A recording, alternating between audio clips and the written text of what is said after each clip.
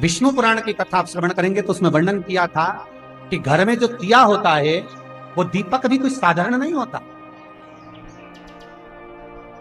उस दीपक की भी महत्वता ये भी अलग अलग होते हैं। पहला दिया होता है पणती दिया। मैं चैनल वालों से कहूंगा, अगर आपके पास में अगर, क्योंकि हमने पहले भी कथा में कहा कि जिस जिस जगह का स्मरण कराएं उस जगह का फोटो भी आप दिखाएंगे तो उसका आनंद कथा सुनने वालों को, ऑनलाइन वालों को मिलेगा। पहला होता है पणती दिया। ये पणती दिया मट्टी का दीप, जिस दीप के अग्रभाग को थोड़ा सा बड़ा कर दिया जाता उसको पणती दिया जाता। ये पणती दिया जब भी भगवान के सामने लगाया जाता है तो इस दिए को सम्मुख में जब रखा जाता है तो दिए का जो लौकिक मुख होता है वो अपनी ओर होना चाहिए।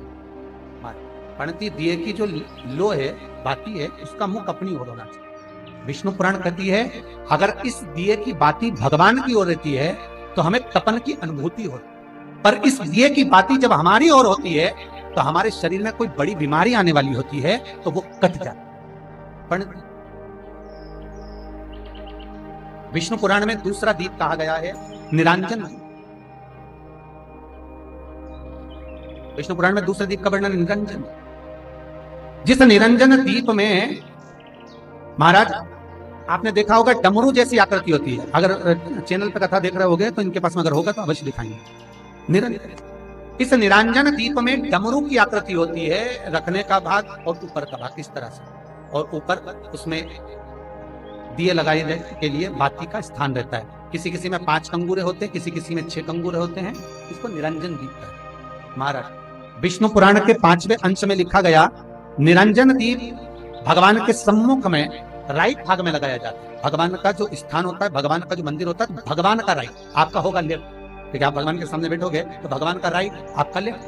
तो आप जब लगाएंगे तो आप लेफ्ट में लगाएंगे, आपका लेफ्ट होगा और भगवान का वो भाग राइट है। तो भगवान के सीधे हाथ की ओर लगा निरंजन। निरंजन दीप कभी भी तेल का नहीं लगता। मान निरंजन दीप कभी भी तेल का नहीं लगेगा।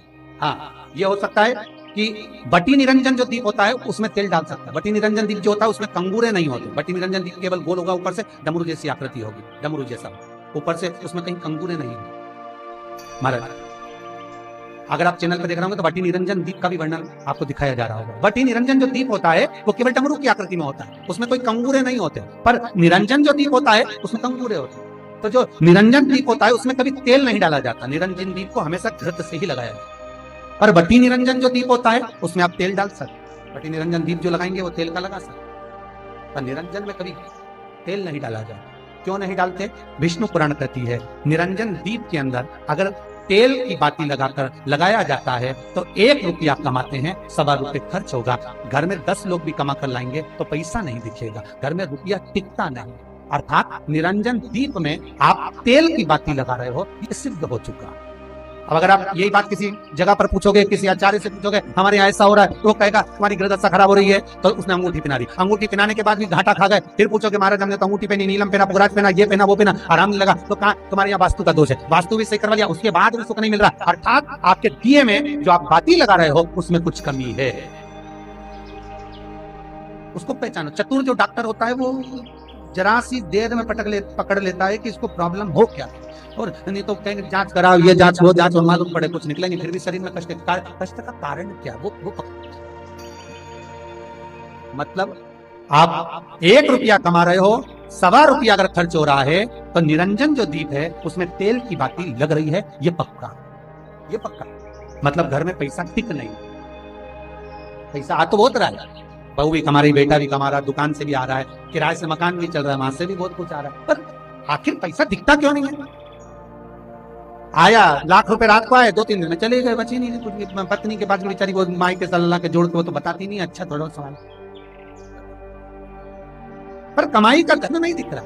मतलब निरंजन जो दीप है, निरंजन दीप जिसमें ऊपर कंगूरे बने रहे 5, 6, 7 डमरू की आकृति का रहता, पर उसमें कंगूरे बने रहते निरंजन, उसमें जरूर आप तेल डालकर जला रहे हो, इसलिए धन दिख नहीं रहा, संपदा दिख नहीं, वैभव दिख, उसमें केवल घी की ही बात नहीं। और महाराज बटी निरंजन जो दीप होता है उसके अंदर आप तेल डालकर जला सकते हैं। बटी निरंजन जो दीप होता है ये आप किसी भी स्थान पर लगाओगे सबसे पहले पितृ इससे भाग ग्रहण करते हैं, देवता को देते हैं, देवता उससे भाग ग्रहण कर कर कुबेर को प्रदान करते हैं, कुबेर उससे भाग लेकर शिव को प्रदान करता है। भगवान शंकर बटु भेरों को कहकर घर का उद्धार करते, इसीलिए उसको कहते बटी निरंजन। इसमें कंगूरे नहीं होते।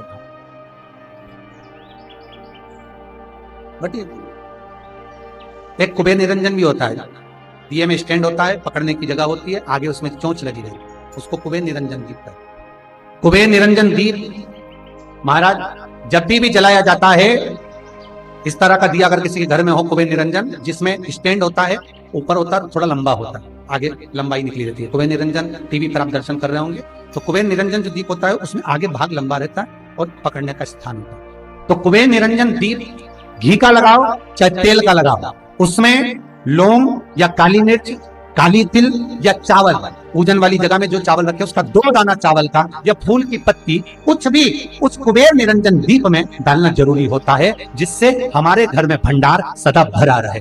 अगर कुबेर निरंजन दीप खाली जलता है, आपने कई जगह मंदिरों में देखा होगा, कुबेर निरंजन दीप डालते हैं तो उसमें थोड़ा 2 दाने चावल के डाल देते हैं, कुछ नहीं डालता तो एक सिक्का पटक देता, एक का कलदार पटक देता, कोई चवन्नी पटक देगा, कोई 5 पैसे पटकेगा।